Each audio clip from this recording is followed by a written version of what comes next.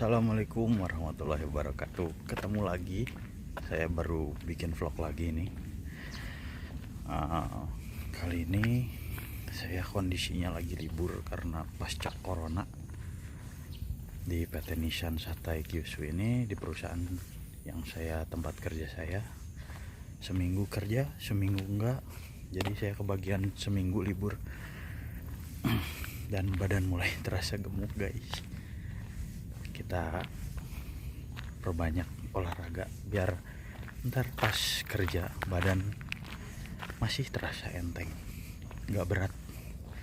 Oke guys, kita mulai.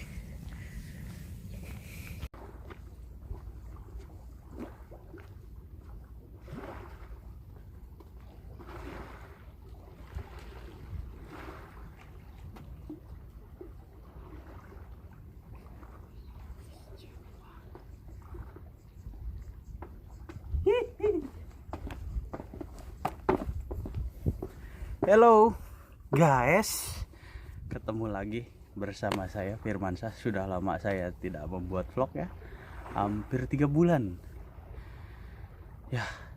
Saya mulai malas membuat vlog karena subscriber saya tidak menaik-naik. Apakah konten saya ini kurang menarik? Mohon di komen dan kasih solusinya guys.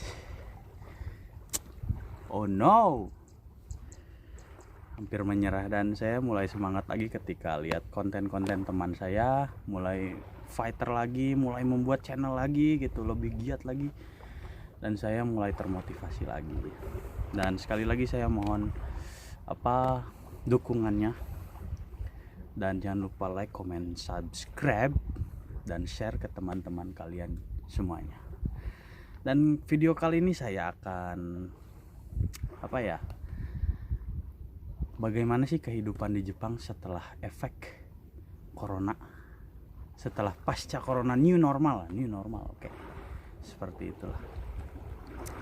Dan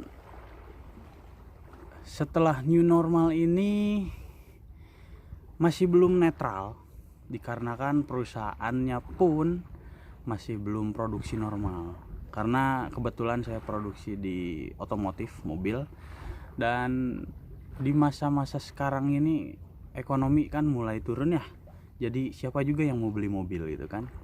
Dia mikirin untuk makan dulu aja deh daripada beli mobil gitu kan. Jadi imbasnya juga terkena ke saya. Dan jadwal kerja saya tuh seminggu kerja seminggu enggak. Dan gaji pun asal kalian tahu, saya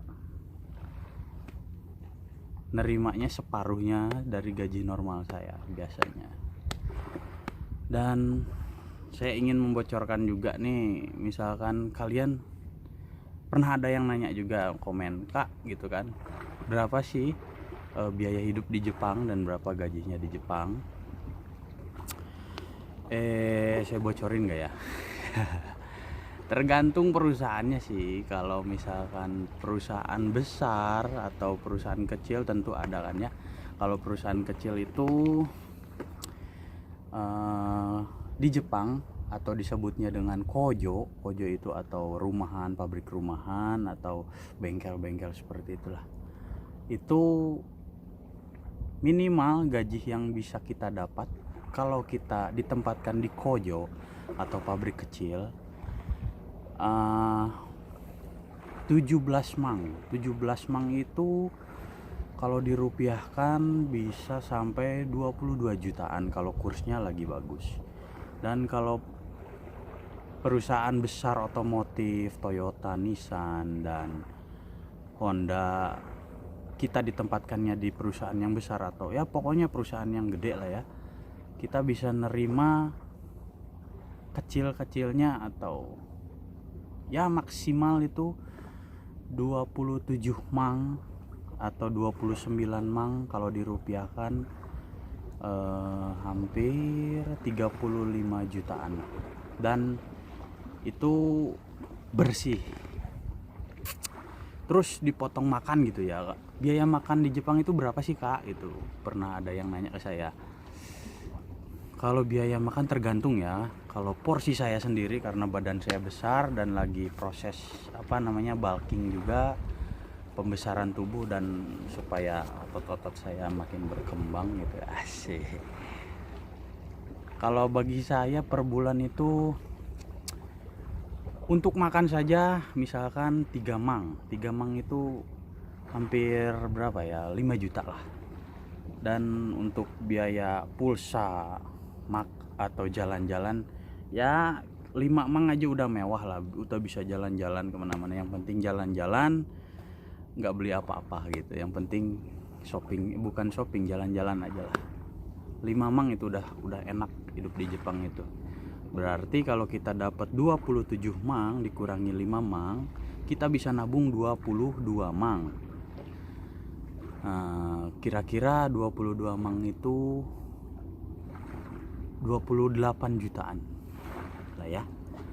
Jadi untuk kalian teman-teman semuanya, untuk sahabat-sahabat sekalian yang ingin mempunyai cita-cita pergi ke Jepang, ayolah semangat lah.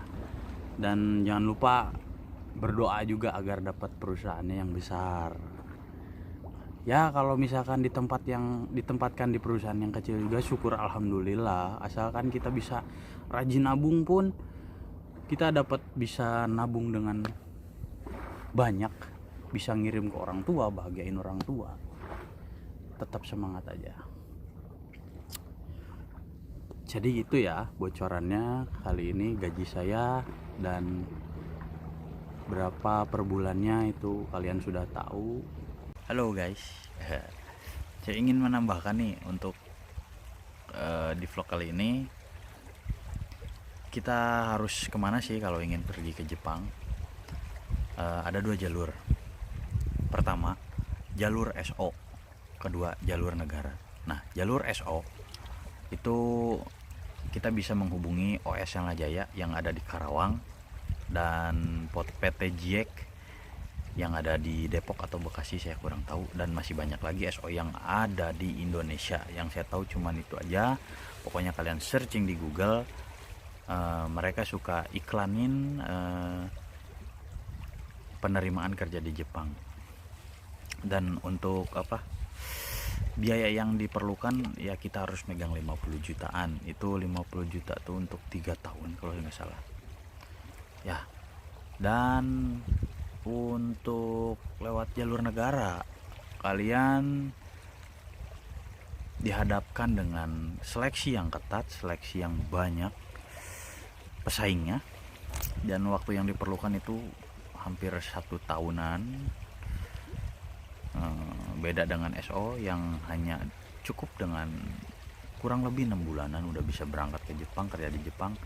Dan kelebihan satu lagi, kalau lewat SO kita sudah tahu kita akan ditempatkan di perusahaan mana. Tapi kalau lewat jalur negara, karena orangnya ada ribuan orang yang pergi ke Jepang sana, jadi kita tidak bisa milih. Jadi tergantung, ya udah langsung ditempatin. Dan gajinya pun beda. Kalau misalkan lewat SO kita itu ada rule-nya lah,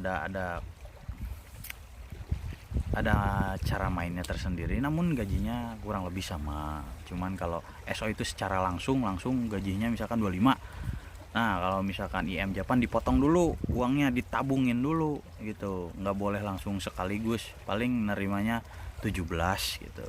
Tapi itu ntar dipotong masuk ke Nanking. Nanking itu istilahnya tabungan hari tua, ntar kita dapat pensiun setelah kita beres kerja di Jepang. Nah Nanking itu lebih besar kalau lewat jalur negara. Kalau lewat SO itu ya separuhnya lah. Intinya kalian harus semangat aja untuk menghadapi cita-cita kalian terwujud itu. Oke, sampai jumpa lagi di next vlog. Oke lah, kayak gitulah. Aku tuh bisa ngevlog gak ingin lah. Assalamualaikum warahmatullahi wabarakatuh. Wah.